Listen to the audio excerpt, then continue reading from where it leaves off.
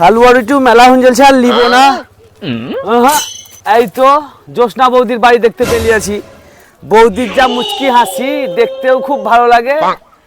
এক ঢালে দুই পাখি হবে, হাসিটাও দেখা হবে আর হালুয়া রুটিটাও লিয়া হবে। তো যাই। কই গো ভাবি, মুরগি করে কর কর, হালুয়া রুটি বাহিরি কর। যে দিবে গোটা পিঠা তার হবে ভালো বেটা, আর যে দিবে আধখান পিঠা তার হবে কান কাটা বেটা। কই গো ভাবি? কি গো, হালুয়া রুটি হচ্ছে তাই এক্ষুনি দিব না, সন্ধ্যা না লাগলে। কেন গো ভাবি?